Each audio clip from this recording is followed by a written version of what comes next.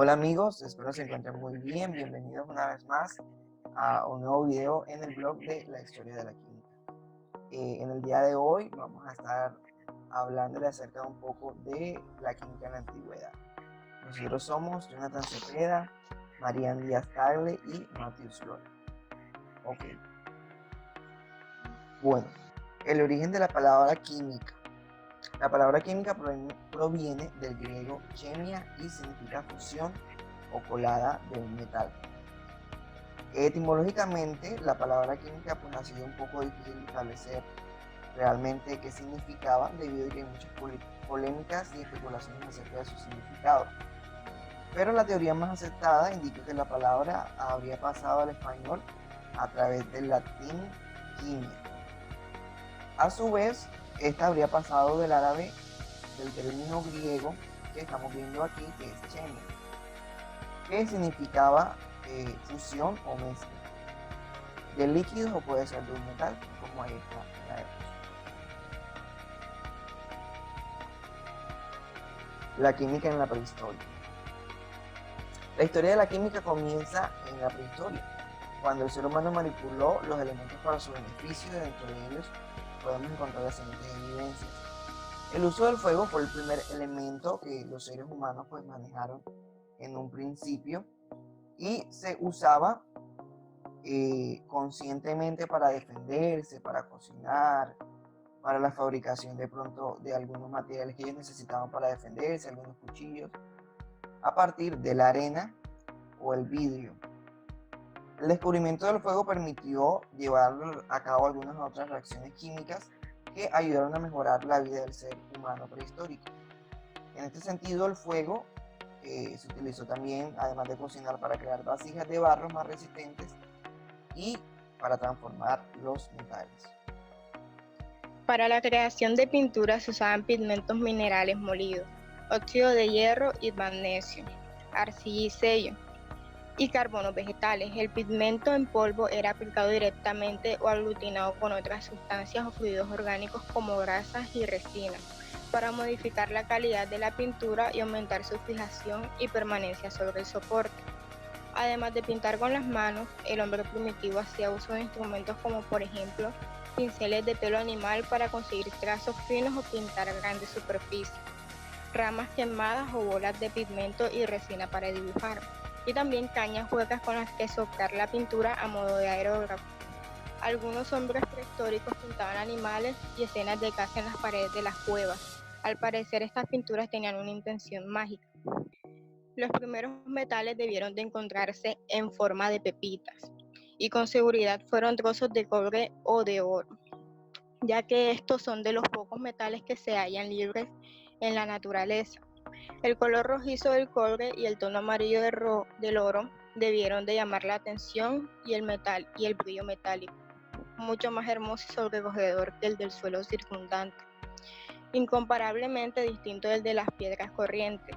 Indudablemente el primer uso que se dio a los metales fue el ornamental, fin para el que servía casi cualquier cosa que se encontrara, como por ejemplo piedrillas coloreadas y perlas marinas. Sin embargo, los metales presentan una ventaja sobre los demás objetos llamativos. Son maleables, es decir, que pueden aplanarse sin que se rompan. Las piedras, en cambio, se pulverizan y la madera y el hueso se astillan y se parten.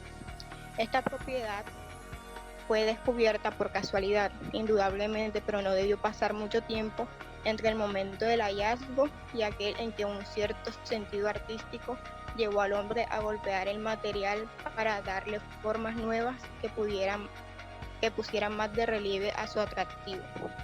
Los artífices del cobre se dieron cuenta de que a ese metal se le podía dotar de un filo cortante, como el de los instrumentos de piedra, y que el filo obtenido se mantenía en condiciones en las que los instrumentos de piedra semellaban. Posteriormente, vieron cómo un filo de cobre romo podía volver a afilarse con más facilidad que uno de piedra. Solamente la escasez del cobre impidió que su uso se extendiera más, tanto en la fabricación de herramientas como en la de objetos ornamentales. Ahora vamos a hablar sobre la química en las primeras civilizaciones. Primero que todo tenemos que hablar de los egipcios. que como bien sabemos es una cultura bastante avanzada en conocimientos en la antigüedad. Estos conocimientos se centraron en lo práctico que concierne a las artes relacionadas a la metalurgia, cerámica y vidrio que utilizaban para la construcción de sus viviendas y monumentos. También se especializaron en esmaltes y bálsamos que utilizaban para la decoración de sus viviendas, también como manera estética en sus faraones. Los egipcios también se especializaron en la destilación, que servía para la creación de venenos, perfumes y tintes, y sin embargo no se encontraron teorías complejas sobre sus observaciones, por lo cual solamente se enfocaban en evaporar estos líquidos y crear estos productos. Ahora vamos a hablar sobre los babilonios. Babilonia fue uno de los imperios más famosos en la antigüedad porque tenía gran poder político y social en ese entonces. Babilonia, aproximadamente en el año 1700 a.C., el rey Hammurabi comenzó a clasificar los metales, tales como el oro, el hierro y el cobre, y a partir de las propiedades que estos materiales tenían, les categorizó un valor económico a cada uno de estos, así formando la primera moneda de cambio en la antigüedad. También se tiene presente que la piedra lapislázuli, la gema cúbica, azul y ligera, se haya desarrollado en Babilonia, puesto a los descubrimientos y análisis que se han hecho en la antigüedad en las excavaciones que se han realizado. En China se conocía la metalurgia, la pólvora y se elaboraba cerámica desde tiempos muy remotos. Los chinos eran muy diestros en la fabricación de porcelana y sabían preparar muchos productos y procesos que implicaban procesos químicos, tales como lo son los remedios medicinales, el aguardiente, esencias y espejos. Y en la antigua dinastía china se estableció una fórmula para la elaboración de la pólvora. Esta era una combinación de salitre y azufre con carbón. La pólvora, o también llamada Hu Yao, se utilizó primero para hacer fuegos artificiales y señales con luces de bengala. Más tarde se inventaron las granadas de manos sencillas que se arrojaban a sus enemigos usando una pequeña catapulta improvisada. Romanos y griegos. Los filósofos de la Grecia clásica tenían en muy alta estima las actividades intelectuales y mostraban un gran desprecio por los trabajos manuales de los cuales eran asignados a los esclavos, de modo que sus teorías eran meramente ejercicios mentales, especulativos y sin la menor comprobación experimental. Para los sabios griegos, el problema del origen de la materia se planteaba desde dos puntos de vista. El planteamiento preferido por la mayoría era un planteamiento deductivo, que anteponía al razonamiento y a la experimentación. Por otro lado, el otro planteamiento era inductivo, que consideraba fundamentales la observación y la experimentación. El progreso científico y el tecnológico ha favorecido la metodología inductiva. Dentro de los filósofos de la antigua Grecia, que se pueden identificar de acuerdo a un material primitivo en el cual trabajaron acerca de la materia, podemos encontrar a varios pensadores griegos formularon su opinión acerca de cuál sería el elemento del que estaba constituido todo el universo. Uno de ellos fue Tales.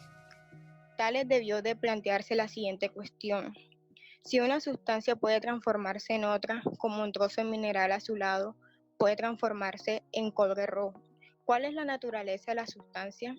¿Es de piedra o de cobre? ¿O quizás de ambas cosas a la vez? ¿Puede cualquier sustancia transformarse en otra mediante un determinado número de pasos, de tal manera que todas las sustancias no serían sino diferentes aspectos de una materia básica? Para Tales, la respuesta a la última cuestión era afirmativa, porque de esa manera podía introducirse en el universo un orden y una simplicidad básica. Quedaba entonces por decir cuál era esa materia básica o elemento. Tales decidió que este elemento era el agua. De todas las sustancias, el agua es el que parece encontrarse en mayor cantidad. El agua rodea la tierra, impregna la atmósfera en forma de vapor, recorre a través de los continentes y la vida es imposible sin ella. La Tierra, según Tales, era un disco plano cubierto por la semisfera celeste y flotando en un océano infinito. Anaximandro concibió el principio de todas las cosas existentes, no en ninguno de los denominados elementos como el agua, el aire, la tierra o el fuego, sino en alguna otra naturaleza, el apeiron, un indefinido e infinito. El apeiron se determina en un orden de elementos contrarios y etimológicamente significa los sin límites. Se trata de un cosmos dinámico y temporal que tiene su origen y su fin en sí mismo. La idea de apeiron puede adquirir diferentes sentidos negativos según los diferentes parámetros que fijemos para lo limitado. Así, si tomamos como parámetros de lo limitado los objetos concretos del mundo de las formas, por ejemplo, una lámina metálica o una cinta, apeiron será lo que no tiene bordes o extremos, o en una llanta. Ahora bien, lo esférico puede ser tomado a su vez como referencia de lo limitado, como el cosmos esférico limitado por una superficie inmersa en un espacio vacío. Y entonces el apeiron sería una esfera de radio infinito, sin límites, es decir, una extensión llena, infinita por todas sus partes. El apeiron sería pues lo esférico, lo infinito en extensión espacial. El apeiron se nos presenta así como la fuente inagotable de energía que garantiza la transformación y la unidad del cosmos. Anaxímenes. Anaxímenes fue un filósofo griego, discípulo de Tales y Anaximandro, y vivió entre el 590 a.C. y el 528 a.C. Anaxímenes tenía como teoría que el universo estaba constituido por una materia fundamental, la cual él denominó que era el aire, ya que todos los seres vivos respiraban y que por medio de condensaciones y congelamientos el aire podía hacerse líquido o sólido, y con esto constituir todas las cosas. Además, dentro de sus teorías, Anaxímenes fue uno de los primeros en decir que el arco iris no era un proceso místico, sino que era un proceso de un fenómeno natural de la naturaleza. Genófanes o Xenófanes fue un poeta y filósofo griego que nació en el 580 a.C. y murió en el 466 a.C. Fundador de la escuela del pensamiento elegia o elegiástica y nació en Colofón. Tenía como teoría de que todos los objetos estaban constituidos por agua y tierra. Por lo tanto, consideraba que los seres vivos eran derivados de la mezcla de ambos, que es el barro. Así pues, todas las cosas estaban constituidas por distintos tipos de barro. Y este pensamiento fue relacionado a la observación que tuvo de la descomposición de los cuerpos cuando estos morían. Heráclito nació en Éfeso cerca del puerto de Mileto en el año 540 a.C. Era famoso por su visión pesimista acerca de la vida, al grado que lo apodaban el filósofo llorón. Consideraba que todo cambiaba continuamente y que lo único permanente era el mismo cambio. Aquello que mejor representaba este principio era el fuego, siempre cambiante y además transformador de las cosas por excelencia. Por lo tanto, el fuego debía representar el elemento base del universo. La importancia que concedió la afirmación de que todo está expuesto a un cambio y un flujo incesante seguramente fue exagerada por Platón, quien contribuyó de manera decisiva a forjar la imagen del filósofo efesio.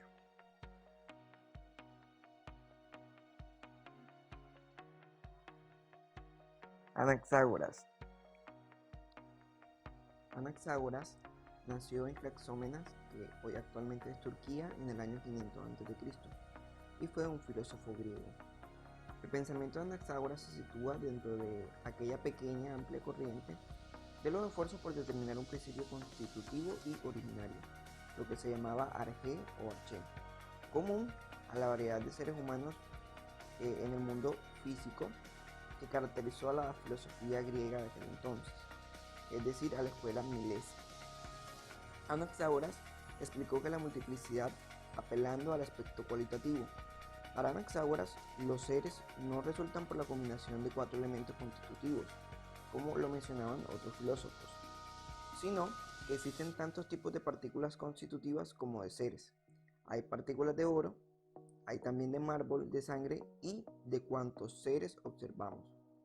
Anaxágoras llamó a estas partículas gérmenes o semillas, pero al comentar su obra, Aristóteles las llamó homeomerías, designación que ha acabado siendo más empleada que la original.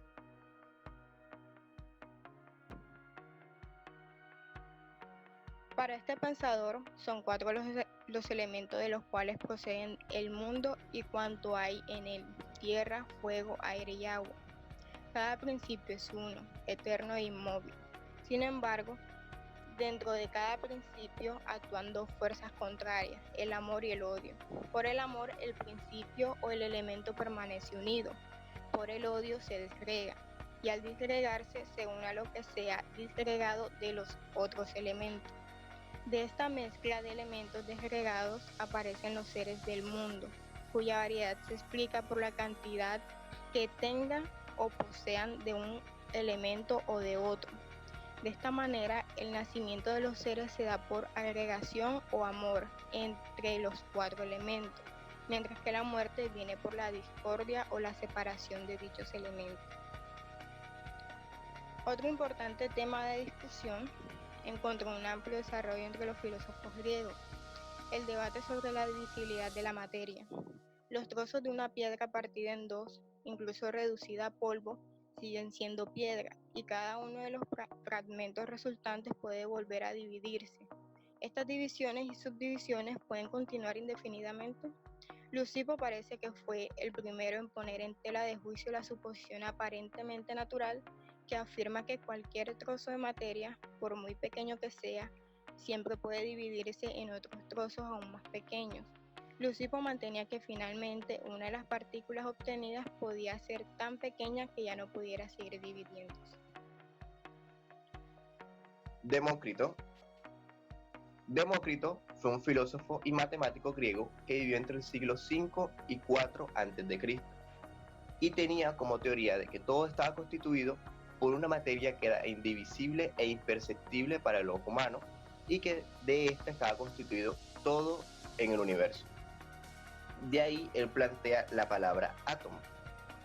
At significa sin y tomos significa sección en griego. De aquí que actualmente todavía se está utilizando esta palabra para referirse a la unidad más pequeña conocida en la cual se esté constituida toda la materia. Sin embargo, pues ya sabemos que en la actualidad el átomo está constituido por partículas aún más pequeñas. Pero en ese entonces Demócrito tenía una mentalidad que se iba a adelantar bastante a los pensamientos de la época. Poco después llega Aristóteles. Aristóteles tiene una amplia influencia en todos los ámbitos del conocimiento. Así pues, cuando Aristóteles llega a tocar el tema del átomo, él descarta esta teoría, pues es un pensamiento el cual no se puede comprobar, como bien sabemos, en la antigua Grecia, en la cual no habían experimentos que demostraran lo que Demócrito una vez había propuesto. Así pues, Aristóteles toma como concepto de que todo estaba constituido por los cuatro elementos que Empédocles había mencionado antes. Sin embargo, él dice que los cuatro elementos tenían cuatro combinaciones posibles, pero no en materiales, sino en propiedades, de las cuales correspondían que el calor y el seco constituían el fuego, que el seco y el frío la tierra, que el frío y lo húmedo el agua, y lo húmedo y el caliente el aire. Por lo tanto, ya a los elementos les colocaban ciertas propiedades elementales. Bueno, además, Aristóteles propuso un quinto elemento, del cual estaban constituidos el cielo y los cuerpos celestes. Este quinto elemento lo llamó el éter, y este era el más puro y superior y perdurable que los otros cuatro elementos ya mencionados. Esta misma sustancia fue conocido más tarde como el quinto elemento o quintesencia, dando a entender que la teoría de Demócrito para ese entonces había sido olvidada por los pensamientos de Aristóteles.